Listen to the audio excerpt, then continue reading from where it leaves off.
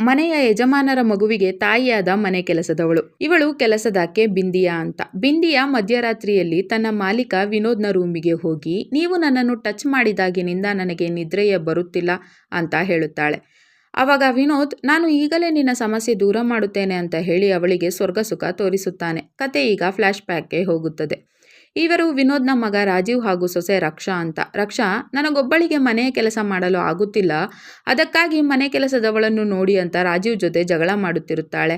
ಆವಾಗ ವಿನೋದ್ ತನಗೆ ಪರಿಚಯವಿದ್ದ ಮದನ್ ಎನ್ನುವ ಪ್ಲಂಬರ್ ಜೊತೆ ಅಲ್ಲಿಗೆ ಬಂದು, ನೀವಿಬ್ಬರು ಏಕೆ ಜಗಳವಾಡುತ್ತಿದ್ದೀರಿ ಅಂತ ಕೇಳುತ್ತಾನೆ. ಆವಾಗ ರಾಜೀವ್ ಜಗಳದ ವಿಷಯ ತಿಳಿಸುತ್ತಾನೆ.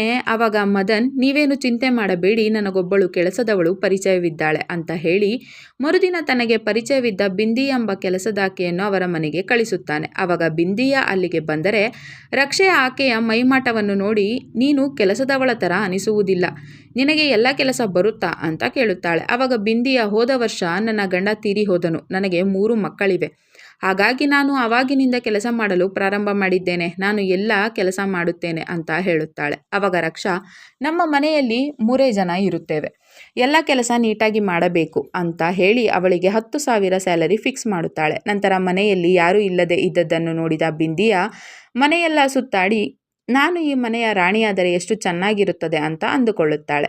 ಆವಾಗ ವಿನೋದ್ ಅಲ್ಲಿಗೆ ಬಂದರೆ ಬಿಂದಿಯ ಆತನನ್ನೇ ನೋಡಲು ಶುರು ಮಾಡುತ್ತಾಳೆ. ಆಮೇಲೆ ಕೆಲವು ದಿನಗಳ ನಂತರ ರಾಜೀವ್ ತನ್ನ ಹಣ ಟೇಬಲ್ ಮೇಲೆ ಇಟ್ಟು ಸ್ನಾನ ಮಾಡಲು ಹೋಗುತ್ತಾನೆ. ಆವಾಗ ಬಿಂದಿಯ ಆ ಹಣವನ್ನು ನೋಡಿ, ನಾನು ಈಗಲೇ ಈ ಹಣ ಕದ್ದರೆ ಎಲ್ಲರಿಗೂ ಗೊತ್ತಾಗುತ್ತದೆ ಅಂತ ಹೇಳಿ ಅಲ್ಲೇ ಪಕ್ಕದಲ್ಲಿ ಬಚ್ಚಿಡುತ್ತಾಳೆ. ನಂತರ ರಾಜೀವ್, ನನ್ನ ರೂಮಿನಲ್ಲಿ ನೀನೇ ಬಂದಿದ್ದೆ, ನನ್ನ ಹಣ ಎಲ್ಲಿ ಅಂತ ಬಿಂದಿಯಾಳನ್ನು ಬೈಯಲು ಶುರು ಮಾಡುತ್ತಾನೆ. ಆವಾಗ ಬಿಂದಿಯ, ನನ್ನ ಮಕ್ಕಳ ಮೇಲೆ ಆಣೆಗೂ ನಾನು ನಿಮ್ಮ ಹಣ ಕದ್ದಿಲ್ಲ ಅಂತ ಹೇಳುತ್ತಾಳೆ. ಆವಾಗ ರಕ್ಷಾ, ನೀನೇ ಹಣ ಕದ್ದಿರಬೇಕು, ಸುಳ್ಳು ಸುಳ್ಳಾಗಿ ಮಕ್ಕಳ ಮೇಲೆ ಆಣೆ ಮಾಡಬೇಡ ಅಂತ ಬೈಯುತ್ತಾಳೆ. ಆವಾಗ ವಿನೋದ್, ಸುಮ್ಮನೆ ಏಕೆ ಜಗಳ ಮಾಡುತ್ತಿದ್ದೀರಿ, ನಿನ್ನ ಹಣ ಅಲ್ಲೇ ಎಲ್ಲೋ ಇರಬೇಕು ಅಂತ ರಾಜೀವ್ನ ರೂಮ್ಗೆ ಹೋಗಿ ಚೆಕ್ ಮಾಡುತ್ತಾನೆ. ಆವಾಗ ಆ ಹಣ ಅಲ್ಲೇ ಕೆಳಗಡೆ ಇದ್ದು, ನಿನ್ನ ಹಣ ಇಲ್ಲೇ ಕೆಳಗಡೆ ಬಿದ್ದಿತ್ತು, ನೀವೇ ಸರಿಯಾಗಿ ಚೆಕ್ ಮಾಡದೆ ಸುಮ್ಮನೆ ಬಿಂದಿಯಾಳನ್ನ ಬೈಯುತ್ತಿದ್ದೀರಲ್ಲ, ನಿಮ್ಮಿಬ್ಬರು ಈಗಲೇ ಬಿಂದಿಯಾಳ ಹತ್ರ ಸಾರಿ ಕೇಳಿ ಅಂತ ರಕ್ಷಾ ಹಾಗೂ ರಾಜೀವ್ಗೆ ಹೇಳುತ್ತಾನೆ. ಆವಾಗ ಬಿಂದಿಯ, ಬೇಡ ಬಿಡಿ ಸರ್ ಅಂತ ಹೇಳಿ ನಂತರ ವಿನೋದ್ ಹತ್ತಿರ ಹೋಗಿ, ನೀವು ಇವತ್ತು ನನ್ನ ಮಾನ ಕಾಪಾಡಿ ಬಿಟ್ರಿ ಅಂತ ತಬ್ಬಿಕೊಳ್ಳುತ್ತಾಳೆ. ಆವಾಗ ಅದನ್ನು ರಕ್ಷಾ ನೋಡಿದರೆ ಹೆದರಿದ ವಿನೋದ್, ಆಯ್ತು ನೀನು ಒಳಗಡೆ ಹೋಗು ಅಂತ ಬಿಂದಿಯಾಗೆ ಹೇಳಿ ಕಳಿಸುತ್ತಾನೆ. ಆವಾಗ ರಕ್ಷಾ, ಅವಳು ಏಕೆ ನಿಮ್ಮನ್ನು ತಬ್ಬಿಕೊಂಡಿದ್ದಳು ಅಂತ ವಿನೋದ್ನನ್ನು ಕೇಳುತ್ತಾಳೆ. ಆವಾಗ ವಿನೋದ್, ಹಾಗೇನಿಲ್ಲ, ಅವಳು ಹಣ ಹುಡುಕಿ ಕೊಟ್ಟಿದ್ದಕ್ಕೆ ಧನ್ಯವಾದ ಹೇಳುತ್ತಿದ್ದಳು ಅಂತ ಹೇಳುತ್ತಾನೆ. ನಂತರ ರಕ್ಷಾ, ನಾನು ದೇವಸ್ಥಾನಕ್ಕೆ ಹೋಗಿ ಬರುತ್ತೇನೆ ಅಂತ ಹೊರಗಡೆ ಹೋದರೆ ಬಿಂದಿಯ ಕೆಳಗಡೆ ಬಿದ್ದು ಸೊಂಟಕ್ಕೆ ನೋವಾದ ಹಾಗೆ ನಾಟಕವಾಡುತ್ತಾಳೆ. ಆವಾಗ ವಿನೋದ್ ಅವಳನ್ನು ಒಳಗಡೆ ಕರೆದುಕೊಂಡು ಹೋಗಿ ಸೊಂಟಕ್ಕೆ ಹಚ್ಚಿಕೊಳ್ಳುವಂತೆ ಆಯಿಂಟ್ಮೆಂಟ್ ತಂದು ಕೊಡುತ್ತಾನೆ. ಆವಾಗ ಬಿಂದಿಯ, ನೀವೇ ಸ್ವಲ್ಪ ಹಚ್ಚಿ ಅಂತ ಹೇಳುತ್ತಾಳೆ. ಆವಾಗ ವಿನೋದ್ ಅವಳನ್ನು ಟಚ್ ಮಾಡಲು ಹೆದರಿದರೆ, ನೀವೇಕೆ ಇಷ್ಟು ಹೆದರುತ್ತೀರಿ, ಮನೆಯಲ್ಲಿ ನಮ್ಮಿಬ್ಬರನ್ನು ಬಿಟ್ಟು ಬೇರೆ ಯಾರೂ ಇಲ್ಲ ಅಂತ ಹೇಳಿ ಅವನಿಗೆ ಕ್ಲೋಸ್ ಆಗಲು ನೋಡುತ್ತಾಳೆ. ನಂತರ ರಕ್ಷಾ ಬಿಂದಿಯಾಳನ್ನು ಕೂಗಿದರೆ ವಿನೋದ್ ಅಲ್ಲಿಗೆ ಹೊರಟು ಹೋಗುತ್ತಾನೆ. ನಂತರ ನೈಟ್ ಬಿಂದಿಯ ವಿನೋದ್ನ ರೂಮ್ಗೆ ಹೋಗಿ, ನನಗೆ ನೀವಿಲ್ಲದೆ ನಿದ್ರೆಯೇ ಬರುತ್ತಿಲ್ಲ, ನನಗೆ ನಿಮ್ಮ ಮೇಲೆ ಪ್ರೀತಿ ಹುಟ್ಟಿದೆ ಅಂತ ಹೇಳುತ್ತಾಳೆ. ಆವಾಗ ಶಾಕ್ ಆದಂತಹ ವಿನೋದ್, ರಕ್ಷಾ ನೋಡಿದರೆ ಕಷ್ಟವಾಗುತ್ತದೆ, ನೀನು ಇಲ್ಲಿಂದ ಹೋಗು ಅಂತ ಹೇಳುತ್ತಾನೆ. ಅವಾಗ ಬಿಂದಿಯ, ನೀವೇನು ಹೆದರಬೇಡಿ, ನಾನು ಅವರ ರೂಮ್ ಹೊರಗಡೆಯಿಂದ ಲಾಕ್ ಮಾಡಿ ಬಂದಿದ್ದೇನೆ ಅಂತ ಹೇಳಿ ಅವನ ಜೊತೆ ಸ್ವರ್ಗ ಸುಖ ಕಾಣುತ್ತಾಳೆ. ಕತೆ ಈಗ ವಾಸ್ತವಕ್ಕೆ ಬರುತ್ತದೆ. ನಂತರ ಮರುದಿನ ರಕ್ಷಾ, ನನ್ನ ರೂಮ್ ಹೊರಗಡೆಯಿಂದ ಯಾರು ಲಾಕ್ ಮಾಡಿದ್ದು ಅಂತ ಕೂಗಾಡಲು ಶುರು ಮಾಡುತ್ತಾಳೆ. ಆವಾಗ ವಿನೋದ್, ಈಗೇನು ಮಾಡುವುದು ಅಂತ ಬಿಂದಿಯಾಳನ್ನು ಕೇಳುತ್ತಾನೆ. ಆವಾಗ ಬಿಂದಿಯ ಅವನ ರೂಮ್ ಅನ್ನು ಕೂಡ ಹೊರಗಡೆಯಿಂದ ಲಾಕ್ ಮಾಡಿ ರಕ್ಷಾಳ ರೂಮಿನ ಡೋರ್ ಓಪನ್ ಮಾಡಿ, ಮನೆಗೆ ಕಳ್ಳರು ನುಗ್ಗಿರಬೇಕು, ಹಾಗಾಗಿ ಎಲ್ಲರ ರೂಮ್ ಹೊರಗಡೆಯಿಂದ ಲಾಕ್ ಮಾಡಿದ್ದಾರೆ ಅಂತ ರಕ್ಷಾಗೆ ಹೇಳುತ್ತಾಳೆ. ಆದರೆ ರಕ್ಷಾಗೆ ಅವಳ ಮಾತಿನ ಮೇಲೆ ನಂಬಿಕೆ ಬರದೆ ನಡೆದ ಘಟನೆಯೆಲ್ಲ ವಿಚಿತ್ರವಾಗಿರೋ ಥರ ಅನಿಸುತ್ತಿದೆ. ಆವಾಗ ವಿನೋದ್, ನಾವಿಬ್ಬರು ಈಗ ಸಿಕ್ಕಿಬಿದ್ದಿದ್ದರೆ ಕಷ್ಟವಾಗುತ್ತಿತ್ತು ಅಂತ ಬಿಂದಿಯಾಗೆ ಹೇಳಿ ಹೋದರೆ ಬಿಂದಿಯ, ನಾನು ಅದೇ ದಿನಕ್ಕಾಗಿ ಕಾಯುತ್ತಿದ್ದೇನೆ ಅಂತ ಅಂದುಕೊಂಡು ಮತ್ತೆ ವಿನೋದ್ನ ರೂಮ್ಗೆ ಹೋಗಿ ಅವನನ್ನು ತಬ್ಬಿಕೊಳ್ಳುತ್ತಾಳೆ. ನಂತರ ಇವರಿಬ್ಬರ ಸರಸಾಟ ಪ್ರತಿದಿನ ನಡೆಯಲು ಶುರುವಾಗುತ್ತದೆ.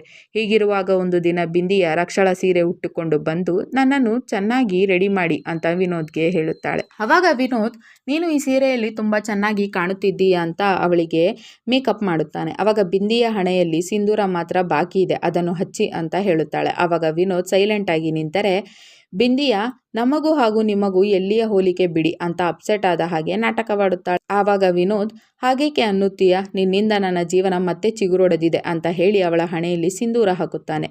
ನಂತರ ಊಟ ಮಾಡುವಾಗ ಬಿಂದಿಯಾಳ ಹಣೆಯಲ್ಲಿ ಸಿಂಧೂರ ಇರುವುದನ್ನು ನೋಡಿದ ರಕ್ಷಾ, ನೀನೇಕೆ ಇದನ್ನು ಹಚ್ಚಿಕೊಂಡಿದ್ದೀಯಾ ಅಂತ ಕೋಪದಿಂದ ಕೇಳುತ್ತಾಳೆ. ಅವಾಗ ಬಿಂದಿಯಾ, ಇವತ್ತು ನನ್ನ ಗಂಡನ ಹುಟ್ಟಿದ ದಿನವಿತ್ತು, ಹಾಗಾಗಿ ಹಚ್ಚಿಕೊಂಡಿದ್ದೆ ಅಂತ ಅತ್ತ ಹಾಗೆ ನಾಟಕ ಮಾಡಿ ಒಳಗಡೆ ಹೋಗುತ್ತಾಳೆ. ಅವಾಗ ರಾಜೀವ್, ನೀನೇಕೆ ಅವಳ ಪರ್ಸ್ನಲ್ ಲೈಫ್ನಲ್ಲಿ ತಲೆ ಹಾಕುತ್ತಿದ್ದೀಯಾ ಅಂತ ರಕ್ಷಾಳನ್ನು ಬೈಯುತ್ತಾನೆ. ಅವಾಗ ರಕ್ಷಾ, ಅವಳು ನೀವು ಅಂದುಕೊಂಡ ಹಾಗೆ ಮಳ್ಳಿ ಅಲ್ಲ, ಈ ಮನೆಯಲ್ಲಿ ಬೇರೆ ಏನೇನೋ ನಡೆಯುತ್ತಿವೆ ಅಂತ ವಿನೋದ್ನನ್ನು ನೋಡುತ್ತಾ ಹೇಳುತ್ತಾಳೆ. ನಂತರ ವಿನೋದ್ ಬಿಂದಿಯಾಳನ್ನು ಸಮಾಧಾನ ಮಾಡಲು ಹೋಗುತ್ತಾನೆ. ಅವಾಗ ಬಿಂದಿಯಾ, ನಮ್ಮಿಬ್ಬರ ವಿಷಯ ಮನೆಯವರಿಗೆ ಗೊತ್ತಾಗಿದ್ದರೆ ಏನು ಮಾಡುತ್ತೀರಿ ಅಂತ ಕೇಳುತ್ತಾಳೆ. ಅವಾಗ ವಿನೋದ್, ಗೊತ್ತಾದರೆ ಆಗಲಿ ಬಿಡು, ನಾನು ಯಾರಿಗೂ ಹೆದರುವುದಿಲ್ಲ ಅಂತ ಹೇಳಿ ಅವಳನ್ನು ತಬ್ಬಿಕೊಳ್ಳುತ್ತಾನೆ. ಅವಾಗ ಮದನ್ ಅಲ್ಲಿಗೆ ಬಂದು ಅದನ್ನೆಲ್ಲ ನೋಡಿ ಬಿಂದಿಯಾಳನ್ನು ಪಕ್ಕದ ರೂಮ್ಗೆ ಕರೆದುಕೊಂಡು ಹೋಗಿ, ನಿನ್ನ ಗಂಡ ಸತ್ತಾಗಿನಿಂದ ನಾನೇ ನಿನ್ನನ್ನು ನೋಡಿಕೊಳ್ಳುತ್ತಿದ್ದೇನೆ, ನೀನು ನನಗೆ ಮೋಸ ಮಾಡುತ್ತಿದ್ದೀಯಾ ಅಂತ ಕೇಳುತ್ತಾನೆ. ಆವಾಗ ಬಿಂದಿಯಾ, ಅವರ ವಯಸ್ಸಿಗಾದರೂ ಬೆಲೆ ಕೊಡು, ನಾನು ಮಕ್ಕಳಿಂದ ದೂರ ಇದ್ದಿದ್ದಕ್ಕಾಗಿ ಅವರು ನನಗೆ ಸಮಾಧಾನ ಮಾಡುತ್ತಿದ್ದರು, ಮೊದಲೇ ನಾನು 6 ತಿಂಗಳಿಂದ ಮಕ್ಕಳ ಫೀಸ್ ಕಟ್ಟಿಲ್ಲ ಅಂತ ಅಳುವ ಹಾಗೆ ನಾಟಕವಾಡುತ್ತಾಳೆ. ಆವಾಗ ಮದನ್ ಅವಳ ಮಾತನ್ನು ನಂಬಿ ಅವಳಿಗೇನೆ 10,000 ಹಣ ಕೊಟ್ಟು ಹೋಗುತ್ತಾನೆ. ನಂತರ ಬಿಂದಿಯಾಗೆ ವಾಮಿಟ್ ಆದರೆ ರಕ್ಷಾಗೆ ಅವಳ ಮೇಲೆ ಡೌಟ್ ಬಂದು ರಾಜೀವ್ ಹತ್ತಿರ ಹೋಗಿ, ನನಗೆ ಈ ಮನೆಯಲ್ಲಿ ಏನೇನೋ ಆಗುತ್ತಿರುವ ಹಾಗೆ ಅನಿಸುತ್ತಿದೆ ಅಂತ ಹೇಳುತ್ತಾಳೆ. ಇನ್ನು ಬಿಂದಿಯಾ ತಾನು ಪ್ರೆಗ್ನೆಂಟ್ ಆಗಿರುವ ವಿಚಾರ ವಿನೋದ್ಗೆ ಹೇಳಿದರೆ ಖುಷಿಯಾದ ವಿನೋದ್, ನನ್ನ ಆಸ್ತಿಯಲ್ಲಿ ನಿನಗೂ ಕೂಡ ಪಾಲಿದೆ ಅಂತ ಹೇಳುತ್ತಾನೆ. ನಂತರ ರಕ್ಷಾ, ಈ ಮಗು ಯಾರದ್ದು ಹೇಳು ಅಂತ ಬಿಂದಿಯಾಳನ್ನು ಎಲ್ಲರ ಮುಂದೆ ಕೇಳಿದರೆ ಬಿಂದಿಯಾ ಮದನ್ನನ್ನು ತೋರಿಸುತ್ತಾಳೆ.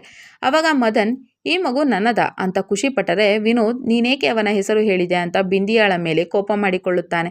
ಅವಾಗ ಬಿಂದಿಯಾ, ಎಲ್ಲರಿಗೂ ನಮ್ಮ ಮೇಲೆ ಡೌಟ್ ಬರಬಾರದೆಂದು ನಾನೇ ಮದನ್ಗೆ ಮೊದಲೇ ಈ ವಿಚಾರ ತಿಳಿಸಿದ್ದೆ ಅಂತ ಹೇಳುತ್ತಾಳೆ. ಆವಾಗ ವಿನೋದ್ ಅವಳ ಹತ್ತಿರ ಸಾರಿ ಕೇಳಿ ಹೋದರೆ ಬಿಂದಿಯಾ, ನಾನು ಮದನ್ನನ್ನು ಬಿಟ್ಟು ವಿನೋದ್ ಅವರನ್ನು ಮದುವೆಯಾದರೆ ಈ ಮನೆಗೆ ರಾಣಿಯಾಗಬಹುದು ಅಂತ ಖುಷಿ ಪಡುತ್ತಾಳೆ. ನಂತರ ಮರುದಿನ ರಕ್ಷಾಳ ತವರು ಮನೆಯಲ್ಲಿ ಒಂದು ಫಂಕ್ಷನ್ ಇದ್ದು ರಾಜೀವ್ ಹಾಗೂ ರಕ್ಷಾ 1 ವಾರ ಅಲ್ಲಿಗೆ ಹೋಗುತ್ತಿರುತ್ತಾರೆ.